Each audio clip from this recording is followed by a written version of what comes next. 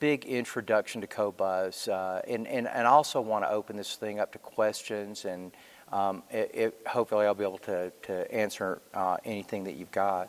But the way that we're going to start this off is we're going to start it off with a little video, and then we'll go from there, okay? Right now, we're on the verge of this revolution where we can really get high-quality music through streaming, and I'm really excited by it because it's a great way to get the music to the people. Our mobile devices have higher resolution and better converters from digital to analog. Bandwidth isn't a problem. You can transmit high resolution, high bandwidth. Once you hear high resolution audio compared to what an MP3 sounds like, you won't go back. You know, I mean, you could talk about it and describe how great it is, but the truth is, emotion, depth, intent, all those things in high resolution will affect you in a way. I would say what most kids hear in their earbuds compared to what I'm listening to is sad. People should just hear the same thing that we hear when we're in the control room and we're mixing things and we're listening to music. Studio quality would be a better term, I think, for it, to be honest with you, because it would indicate you're hearing something as it was laid down, as it was recorded. If you love music, you're really going to love music when you hear it in high resolution audio, the way we intended for people to hear it in the studio. I want to thank Qobuz for actually creating this thing. I love the idea of using FLAC as a format. I'm kind of a geeky guy, and I like FLAC because it really means it's lossless. You're hearing the exact thing. It sounds incredibly crystal clear. There's nothing to get in the way. There's no Kleenex kind of over the speakers. I really love the way that it sounds. When we were listening to Qobuz inside, like, you could feel it.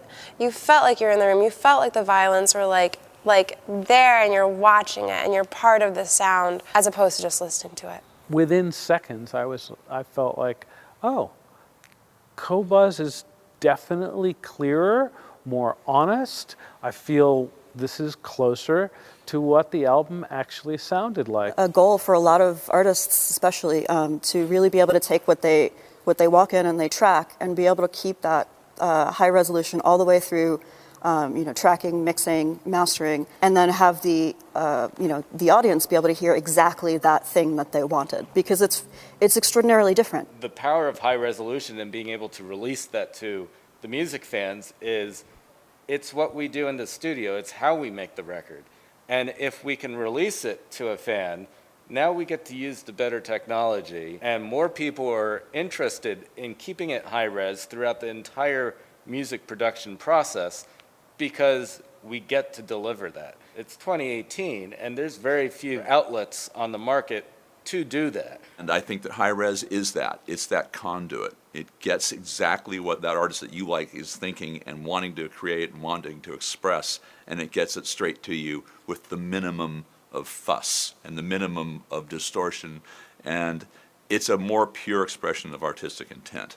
It is immersive. It is 3D. It is like taking, like, you have a picture of a box or like an actual, like, you can hold it in your hand and you can feel it. If you're delivering more, you're going to get more, you know. And if you deliver the lowest level, you're going to get the least amount of sonic emotional response. If you're listening to an MP3 versus listening to a high resolution, it still sounds better, the high resolution does. Given the option and showing them and teaching them how much better and how much more full the sound can be without the compression, without the dithering down of the information, it's as if you're taking a blanket off of the sound and you're really hearing things full quality.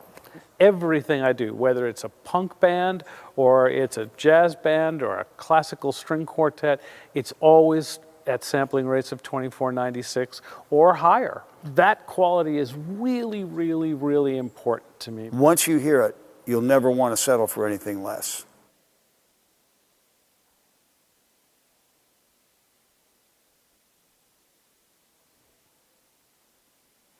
So hello everybody, it's good to be here again. Thank you all again for joining me. I'm David Solomon with Qobuz, if you missed that the first time.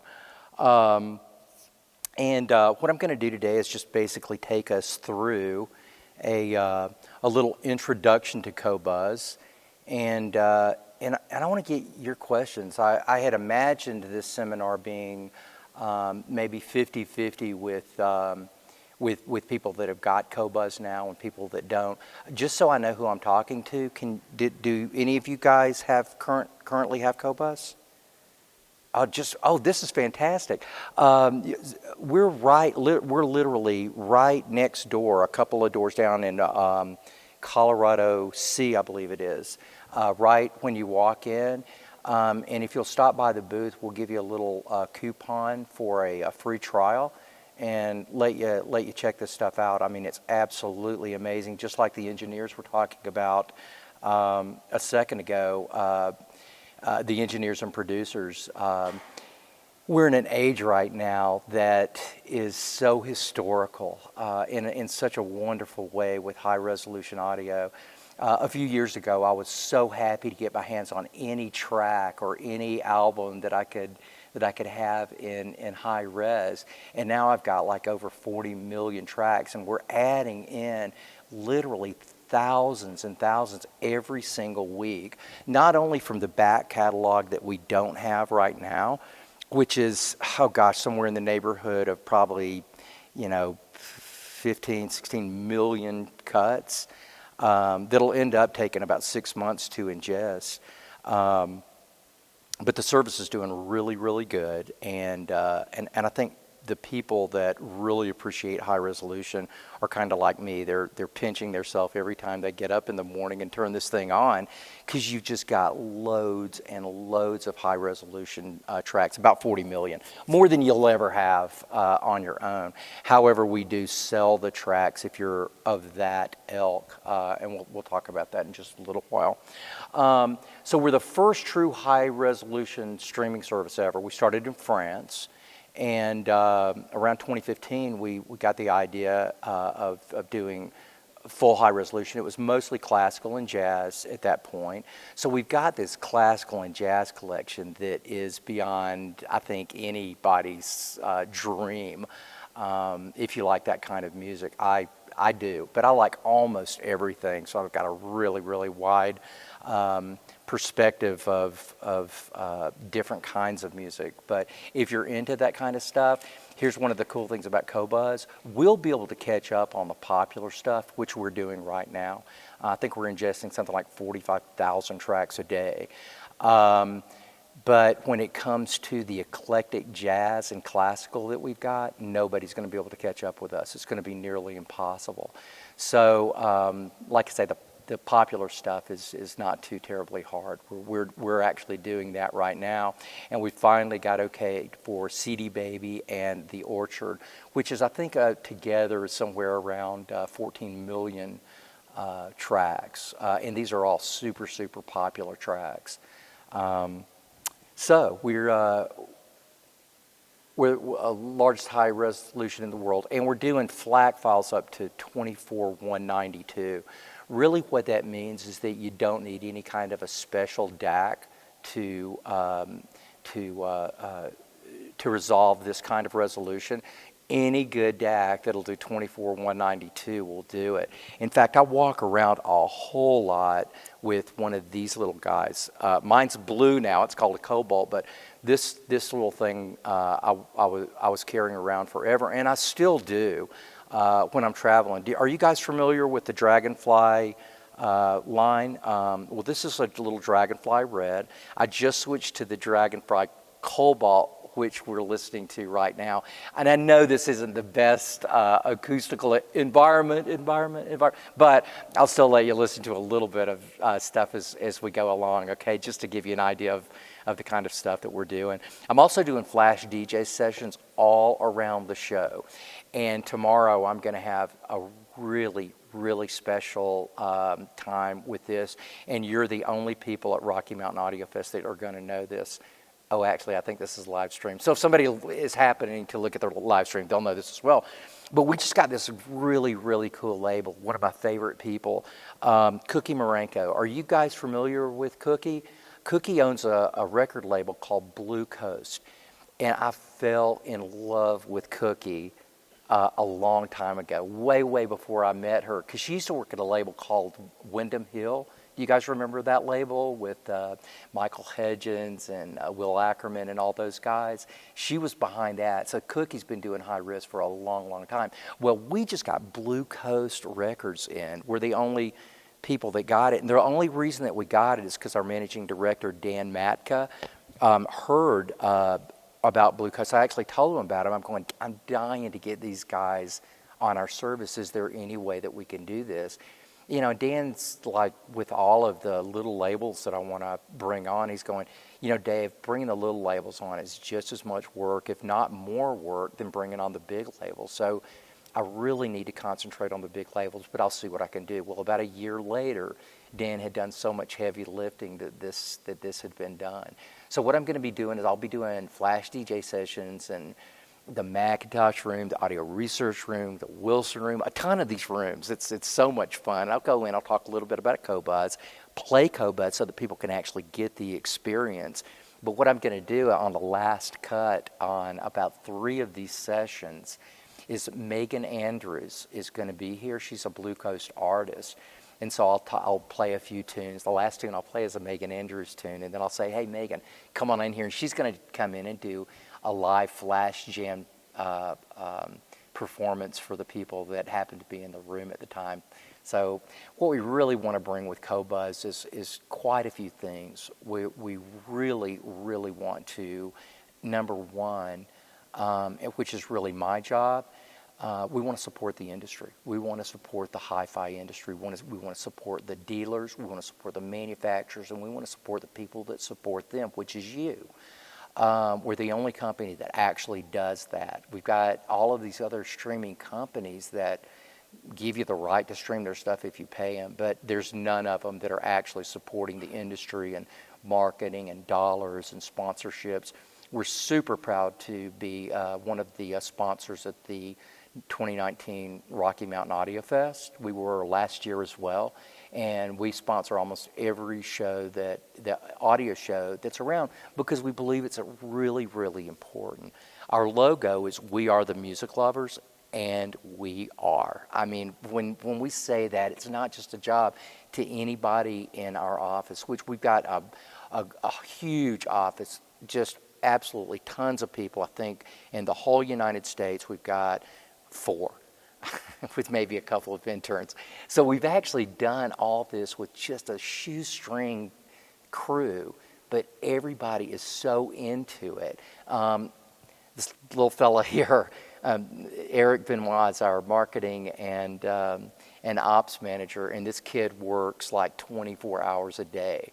Not because it's a job, but because he loves what he's doing. And it really warms my heart when I send Eric an email at 10 o'clock at night. And he's going, "Hey man, yeah, no problem," boom, and he just gets it done. It's because he's a music lover. Not only a music lover, he's a great musician, and his albums are just about to be released on Qobuz. We're super, super proud of Eric like that. Dan Matka, as I was telling you about, our managing director, another super cool guy.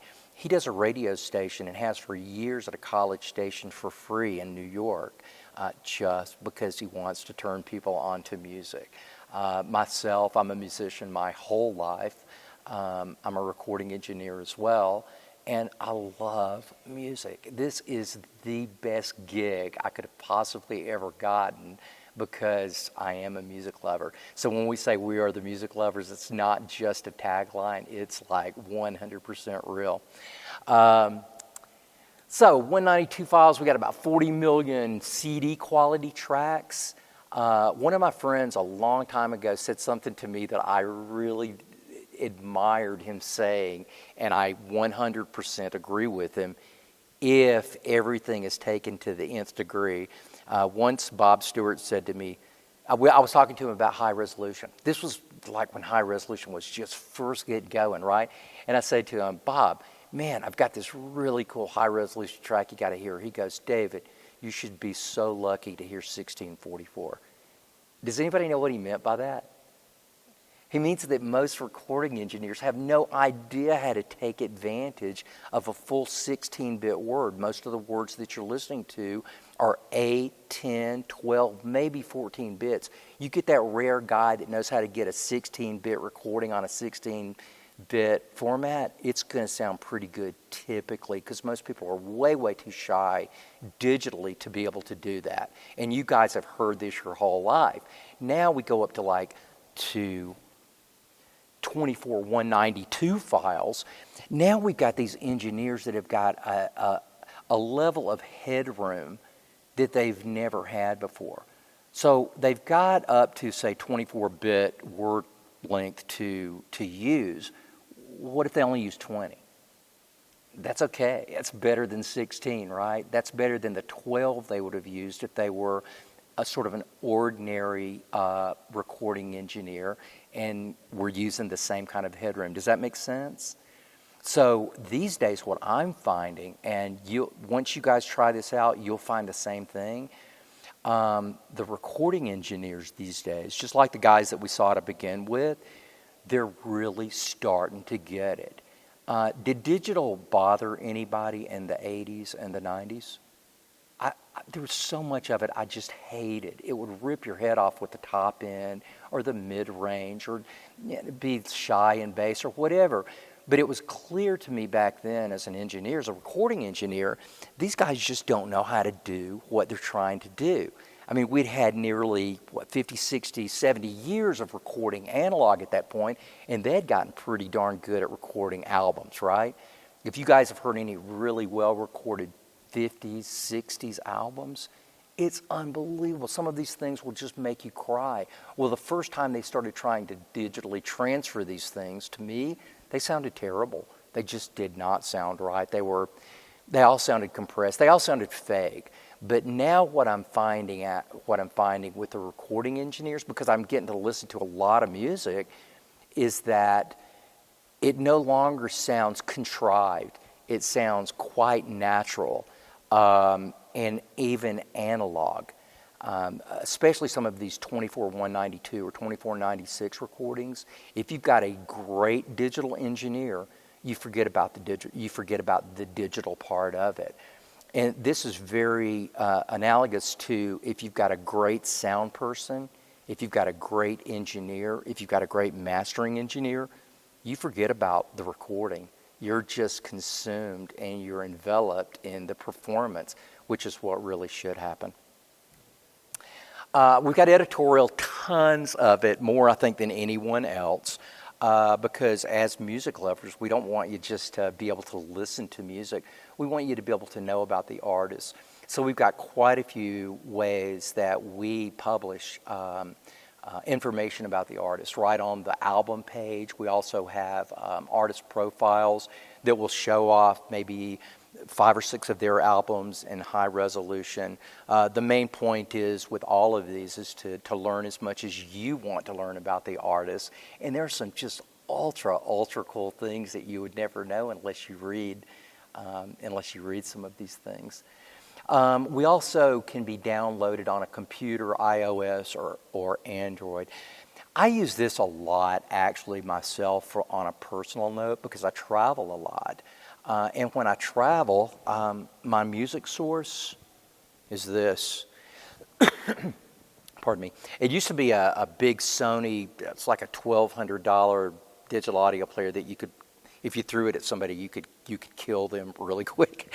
But now I basically use my iPhone, a Dragonfly. I've got the blue in it, but it's attached here now, the Cobalt. I use an iPhone. I've got about 500 albums here, probably 20 or 30 playlists.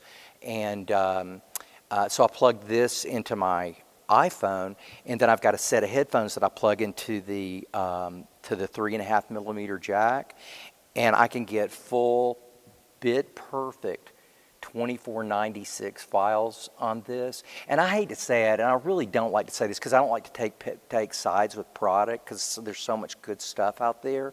But I personally prefer having this to a digital audio player myself, only because it weighs about a pound. It's another thing that I don't really need, and this thing will do all the way up to 2496 with this little bitty piece right here that doesn't weigh very much.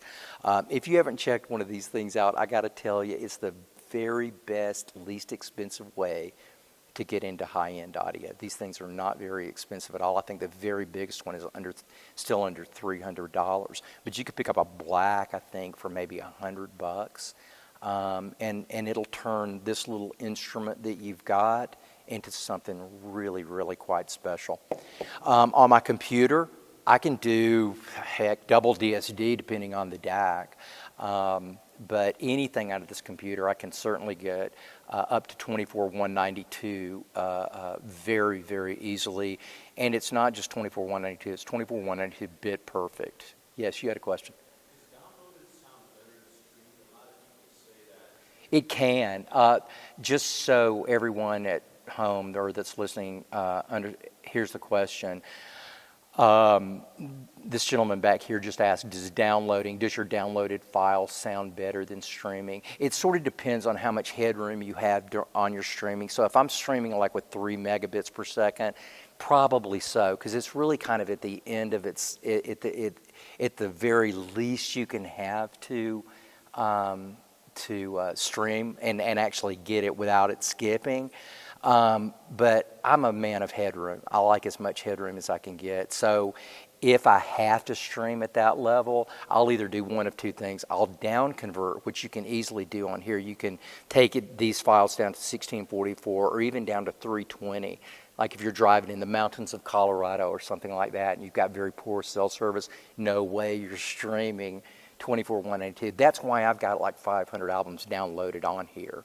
However, if you've got, like, I feel so Scandinavian right now, other than I'm not good looking, I'm not tall, and I'm not blonde, but I do have 1,000 up, 1,000 down internet right now, which is the coolest thing in the world. You cannot tell a bit of difference since I went from about 60 up to, and I only did 1,000 because I could say now, this is total bragging rights.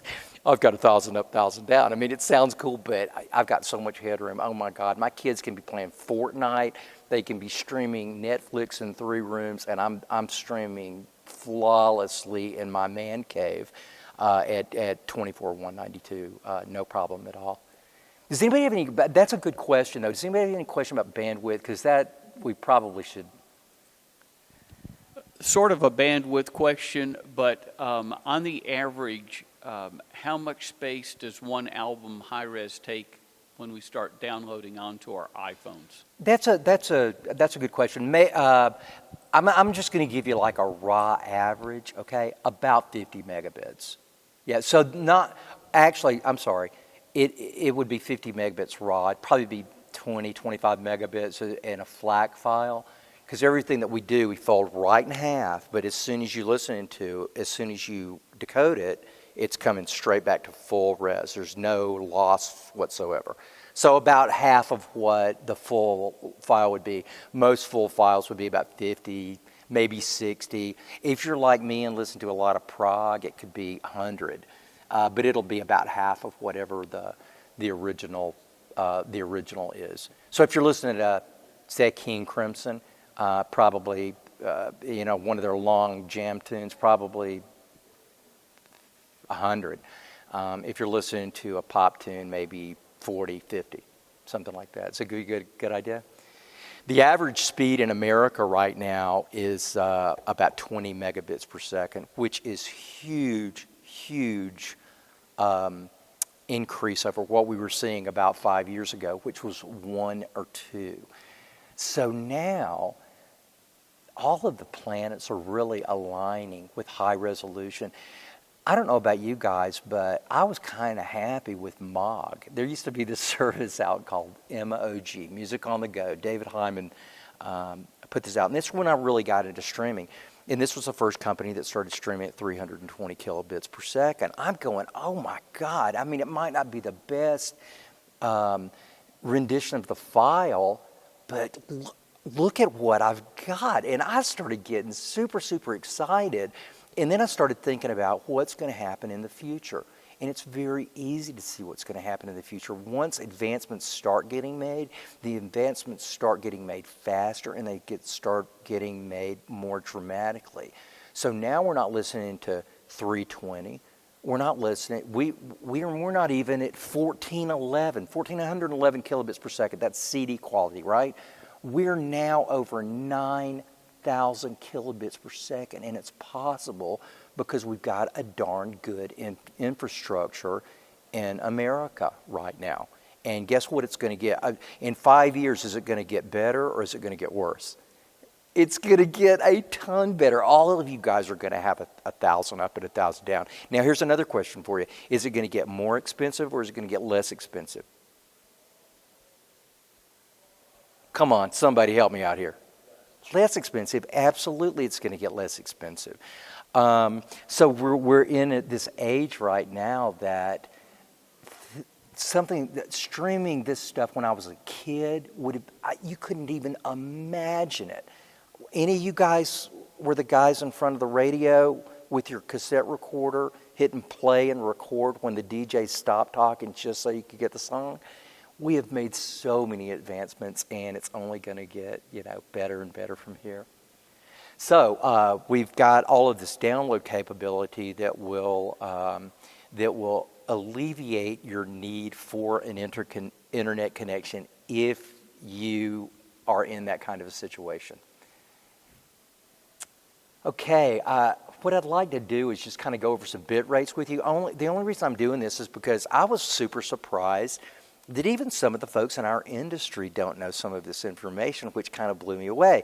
And it was maybe about a year ago, one of my best friends, been in the industry forever, said, "Oh my God, thanks David for turning me on to Qobuz. This is the coolest service. It sounds so good." I'm going, "Wow, well, that's cool. What's your rig? What do you do?" And he's going, "Yeah, man, I'm using a Bluetooth to stream it from my phone to my receiver, and it just sounds fabulous." I'm going, "Randy, you're getting no more than 320 kilobits per second. You're killing all of your resolution."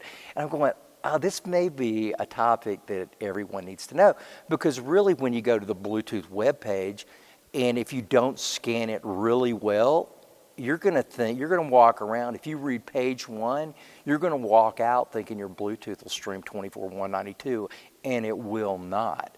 Once again, actually I haven't even told you this, but what I want to do, just so that things don't get so confusing, instead of saying 1644 or 192 kilobits per second or 24/192, which all can be quite confusing, I'll try to keep it in kilobits per second as much as possible, right? So if we start with the MP3, I've got it 320 to 554. It's actually way less than that. It's actually can be 64 or so to up to about 320 is what you will see readily available today. 64, I can even listen to voice on it. 128 is what you get with Pandora when you don't pay for it. 256 is, 192 is what you get with Pandora when you do pay for it. 256, now we're stepping up. That's what you get with Apple, Google, Amazon. I think those are the big ones. Then you step up, and when you step up again, it's a pretty nice step up. From 256 to 320 is a nice step. 320, you start into Spotify. And Spotify doesn't sound bad. I mean, I see people on the internet all the time going, "Oh, Spotify sounds like crap." No, it doesn't. AM sounds like crap. FM compared to Spotify sounds like crap. Spotify sounds pretty darn good. Is it the highest resolution you can get and most enjoyment out of your gear that you can get? Absolutely not. But if you're, snow skiing down Vail with some headphones on, I got news for you. You're not hearing high resolution anyway. Does anybody know? Here's what high resolution is. It's not big stuff. It's little stuff. It's tiny stuff. It's millions and millions of tiny details that are added to the music or not taken away from the music that make up high resolution. That's what high resolution is. It's nothing big. It's not the big bass notes. It's not the big crescendos. It's what you're hearing right now. It's the decay of a room. It's that last nth decay of a cymbal or a violin. It's what audiophiles I've heard sometimes describe as air around the instruments. And when you get up to 2496 and 24192, you're going to hear lots of air around the instruments. So we're up to 320 at Spotify, which, at least in my opinion, isn't terrible. To me, it's pretty good. It's not bad at all. But then you go up to CD quality, which is 1,411 kilobits per second, okay?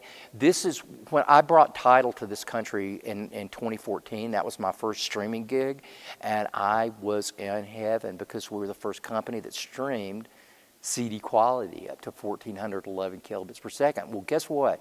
1,411 kilobits sounds better than 320 kilobits per second by a pretty wide margin if you have a recording engineer that knows what they're doing, and if the music wasn't too badly compressed while it was being recorded.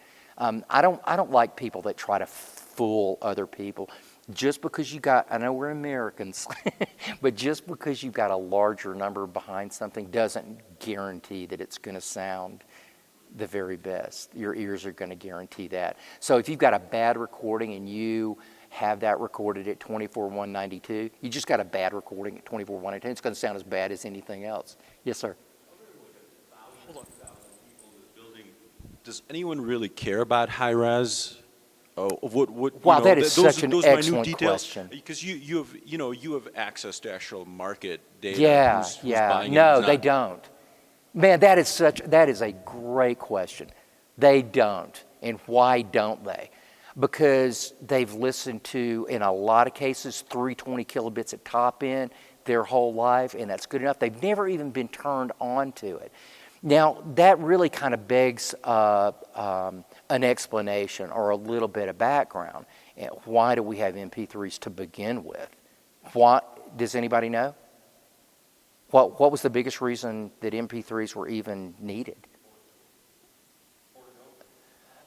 Size, right? We had tiny hard drives, and we had big music files, and geniuses, and if you call them anything less than that, you don't know what you're talking about. They took this huge amounts of music and squeezed it into this tiny little area, and it wasn't too bad. Like I say, it's better than FM, right? So the only reason that MP3 even exists were two things. One was size, two was bandwidth. When MP3s came around in about 2001, that's when they started getting popular, hard drive space. Does anybody know what a 1 terabyte hard drive would have cost you in like 2001? You trade in your car and one of your kids, and then you get a 1 terabyte hard. It was just impossible, right? And we also didn't have very fast speeds either. So it was a necessary evil to get some wonderful things that we all wanted, which was a lot of music to carry around with us. Now, and we kind of brushed around this a little while ago, remember when I said that all the planets are aligning? Do we have now any problem with storage? Yes, no. You guys got to help me out here. Come on. No, we have zero problem with storage. Do we have any problem with speed or bandwidth? No. So is there any reason for MP3 to even exist these days? My answer is only one answer. Maybe if you're streaming in a rural area and you don't have a good, that's your only way to do it. That's the only reason I can think of that a MP3 should exist. Maybe there's one other, and this is actually a pretty good one to your point. It costs more for us to get high-res files than it does to buy MP3s. So if we were buying MP3s, we could probably be into the record companies for about $7.50 a month instead of $20 a month. So from a cost perspective, I think now and for maybe quite some time, the other reason that MP3 exists is it's almost free. So that would be the other reason. But really, technically, there's absolutely no reason for this technology to exist. And I think I should really finish this. I think in 5 years, if you're not listening to at least standard or full resolution at 1,411 kilobits per second, you're no longer at the cool kids table. Because I'm starting to see this in high schoolers myself, and these guys are out calling me up going, hey, tell me about this technology. Younger people are starting to ask about it. I think in 5 years it's going to turn quick. So just a follow-up question, what you're saying, very interesting. So you're saying that the record companies sell Qobuz MP3s for $750 versus high-res for $20? No. Here's the deal. Like, I'm just wondering if you don't mind describing I'm not going to give you exact numbers, but I can tell you that Pandora pays almost nothing for every track that they stream. We pay the very most for every track we stream, only because the record companies, that's their deal. The record companies take more. They take about 75% of all the streaming companies' revenue is about what it comes up to. So if that's the case, then like a company like ours that orders mostly high resolution. If you've got it in high resolution, that's what we want it in. We're going to be charged the very most of any other company. But that's why we exist. If you are into high resolution, there's two companies that provide high resolution. There's one that's Tidal that supplies something called MQA, which is a company out of England. Bob Stewart, really, really cool guy. Stuff sounds great. I like it a lot. They got about... depending on who you're listening to, they got somewhere around between 200,000 and 1 million songs in their high-res box, right? We've got over twice that many. And an extra million isn't like you're going from 100 to 200. You're going from 1 million to 2 million. Most of us in this room couldn't get through our high-res library before you're pushing up daisies. I mean, that's how much music is out there. And not only that, we're getting hundreds of albums every single week in high resolution because the record companies and the engineers are getting so good at it. They're going, hey, wow, this really is pretty cool. And you guys all saw the video that we did. More and more of these recording engineers, the ones that you really dig listening to, those guys are recording in high res or really, really know how to record well in 1644 or 1411. Any questions on that? Okay.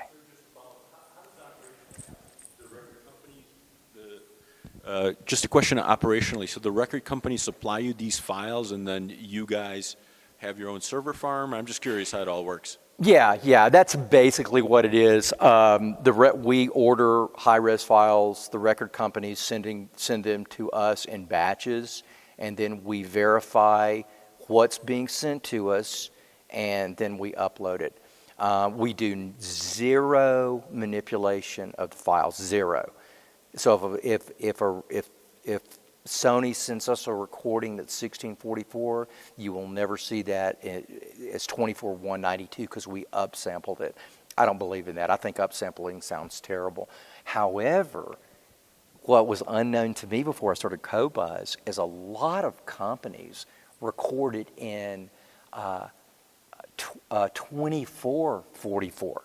So they had that 24-bit word length, which to me is more important than the sampling frequency. So you'll see a ton of 2444 recordings.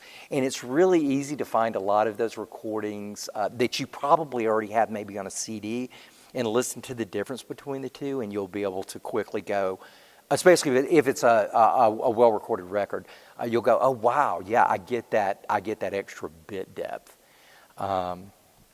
So yeah, it's supplied to us, and then we just test it and ingest it. So we've got this thing at our retailers. I wanted to tell you guys about it. It's called the Qobuz Society, and you'll find that within a year or so from now, almost all retailers will be part of the Qobuz Society. This is one of the ways that we want to support the industry. We're doing the same thing for our manufacturers. We're just calling those guys our partners. But we love this industry. We want to see this industry flourish, and we certainly believe that the better this industry does, the better that we'll do. The more you guys enjoy your music through the things that people are doing in this industry, the better we'll do. So by giving, we will get, but I don't mind giving to begin with, and Qobuz has graciously allowed us to do this, allowed us to do all of these sponsorships and partnerships. One of my very favorite partners is in the front row here, AudioQuest. I love those guys. And this is Stephen Mejias. Now, one of the things that is in the Qobuz Society and our partnerships is I wanted everybody to be able to share music together, right? So I've got it. So now that, and you'll start seeing more and more of this, your favorite audio shop, it'll be, you know, Audio Shop ABC or you know, Audio Unlimited or whatever it is. All you'll have to do when you go into your Qobuz account is type in your favorite store, hit enter, and hopefully their playlist will pop up. AudioQuest has got the same thing. So right now, AudioQuest is one of the only and one of the first adopters to this program. But if you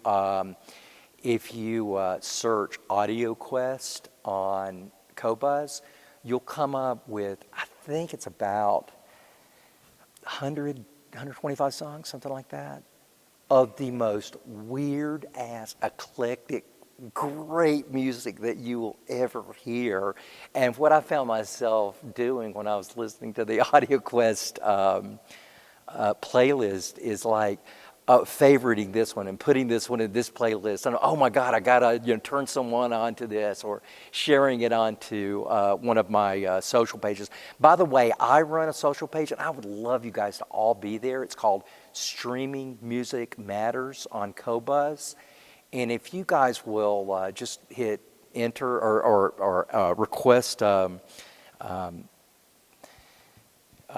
membership to this society, this little group that we've got, I think you'll have a lot of fun. We've got some wonderful people on it that share music and their experiences and what they found that sounds good.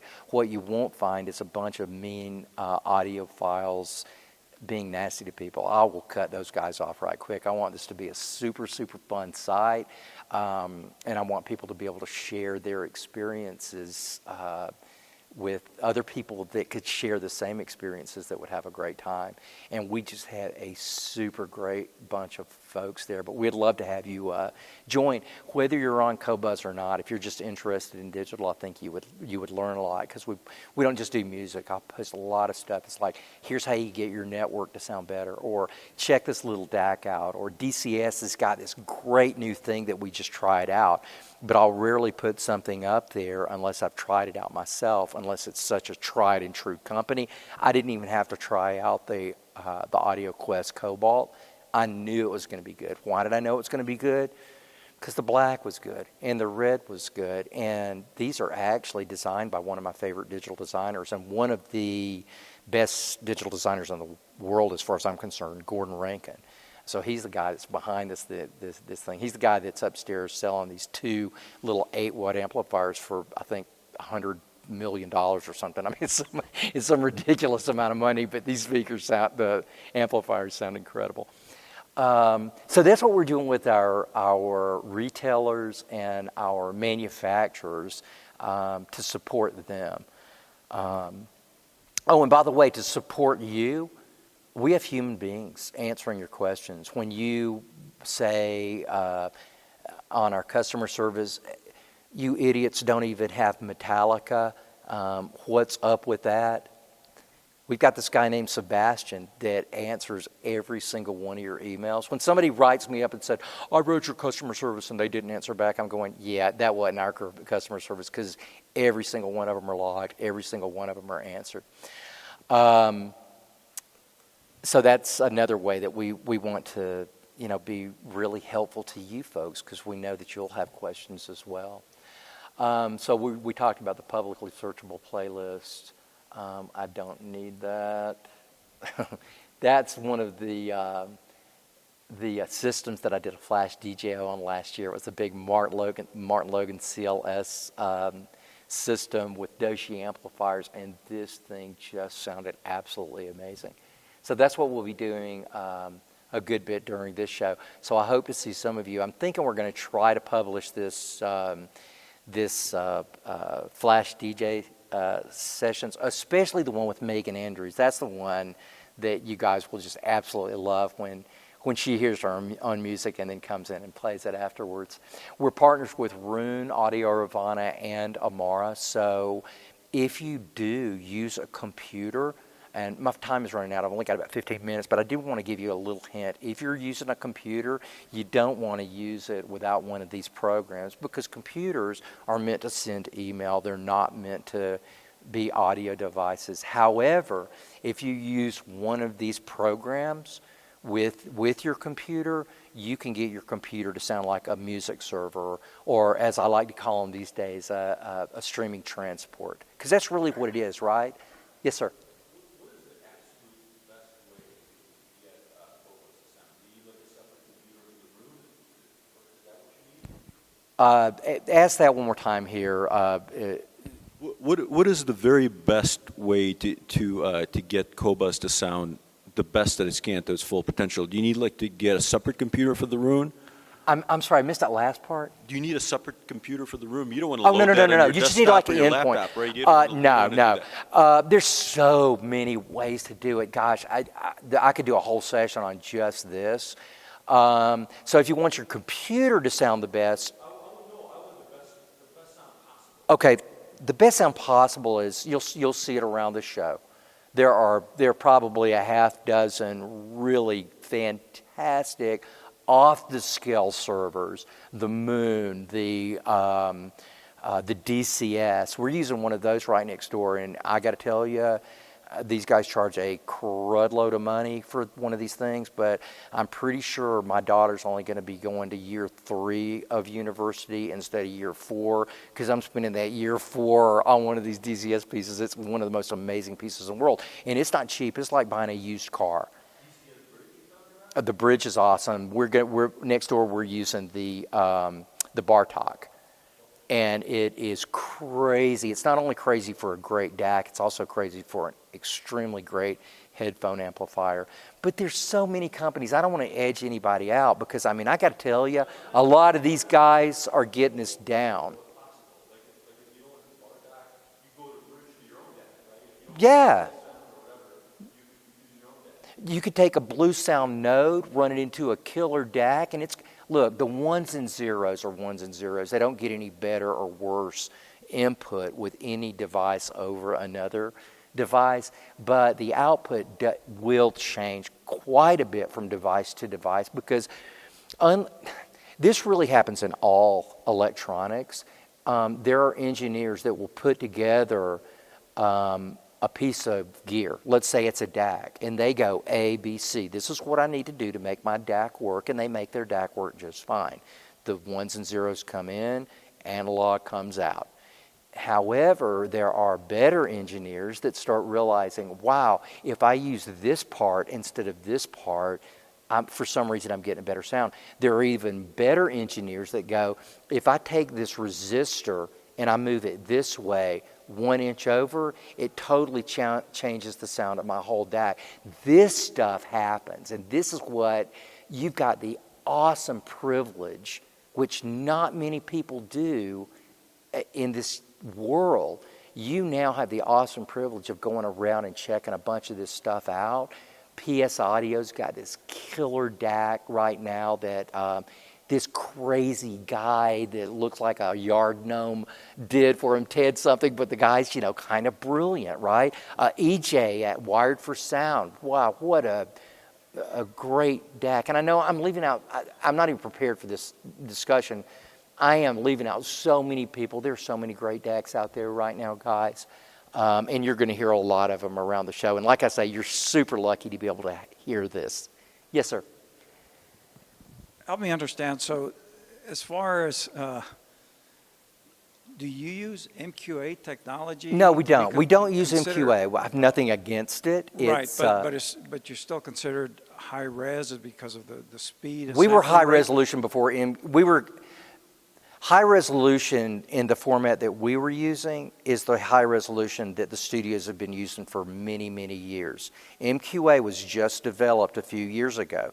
I don't have anything wrong against MQA. So what's your opinion of MQA? I think it sounds fine. I still use it myself in certain situations.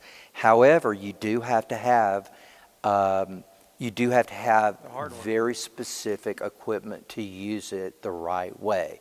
So they call it unfolding. You guys can read all about it. We don't require that. We require only what, say, a professional recording studio would require, which would be a straight 24/192 file that is unaltered. I will tell you that if I got into the studio, and I would love to do this, and I remastered some of the stuff in 24/192 that we had, it would sound better. Some of that stuff they're able to do, and they were able to talk the studios in. Not necessarily totally remastering, but in some aspects remastering what the original was. I could do that with 24/192. Specifically, I've got a Sonos Connect that does, will that pass the high res? No, it won't. Sonos Connect will do a maximum of 1,411 kilobits per second. So if you were dealing with Qobuz, you would not want to go to the $25 level, because what Sonos does, I've got about 7 zones of Sonos, and the thing that totally drives me crazy about Sonos, and I've only got about 5 minutes, I'll have to do this kind of quick. What totally drives me crazy about Sonos is if you feed it anything over 1644 file, it doesn't downgrade it. It just kind of skips around a little bit and then plays the next thing. That's why I really dig my Blue Sound or my Stack or my Render or all of the other servers that I've got. Sonos, from a pretty good perspective, is about as pretty good as you can get. And that's good. Don't get me wrong. I mean, 1644, darn good. But don't get the $25 level if you're streaming through Sonos. Get the $20 level, because that one will stream up to what Sonos can stream. However, if you've got Sonos, if you're like 95% of the other Sonos listeners, you're listening to 320 kilobits or under. So there's a big step up for people that listen to Sonos, which is going from 320 to 1411, and you will hear a tremendous difference if your speakers are, you know, anywhere near high resolution. So yeah, these are our tiers. We've got a $10 tier, and that is 320 kilobits per second. That's like Spotify. I may get in trouble for saying this, but the only reason you would want to go with our 320 kilobit over Spotify 320 kilobit is because we're Roon ready, and they're not. They've actually got quite a larger selection than we do. So if you're not dealing with Roon, you would probably want to go with their selection. Once you get up above that and you're going to CD quality, we start getting very competitive because we are Roon ready, and the whole collection there is 1644 at the most or the least. You don't get anything more or you don't get anything less. The next one is the most popular. That's our $25 version, and that'll give you guys rights to download and listen to files all the way up to 24/192, anything that you want to do. Our last one is my favorite, and it's not because it's the most expensive. It's actually not. If you do the math, you got to pay it at one time, but it's about $24 something a month. You pay it once per year, but this gives you the right to, my favorite thing about Qobuz, support your local artists. You can buy music on our server, and some of you might just like to own music. I kind of do, but what I really, really want to do is I want to support Larkin Poe, and I want to support Arston Jones, and some of these tiny little artists, Jenna Mamiya or Megan Andrews. I want to support the little guys, right? Because they really need it. I got news for you. Tool probably doesn't need any more of your cash, right? They're driving around in limousines. Support your artists, please. If you go to concerts, buy their shirts. If you go, buy their albums. If you go to wherever, try to support your artists, right? If you're on Qobuz, buy their albums. It's the best way in the world to support it. They get the exact same cut they would have gotten if they sold out of a record shop at the price that we sell. However, when you are on this top level, that $299 level, you'll be buying high-resolution tunes at about the same price that you bought 256 kilobit per second iTunes. Is that cool or what?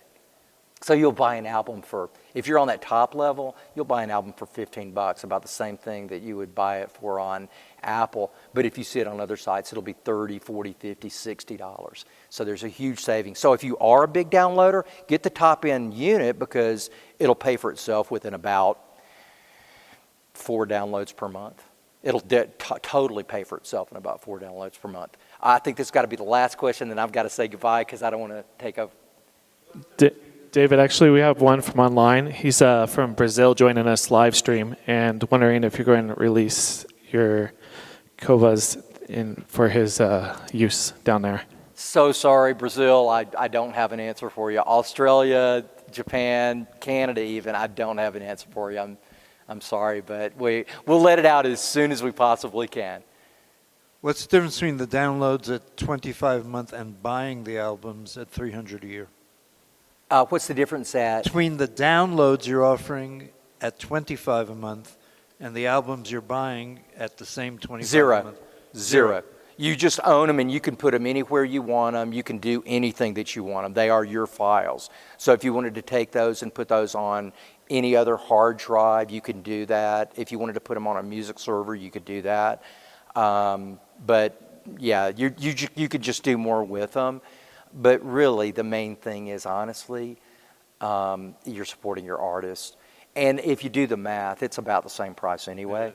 So, you know, if you've got the 300, it wouldn't kill you to do it. Go ahead and do that. I mean, it will give you the ability to download, buy albums for yourself and do anything that you want to with them. That's basically it. And I think that's probably about all the time that I've got. Is that correct? Folks, thank you so much for joining me. You've been a great audience, and I've enjoyed being here. Thank you.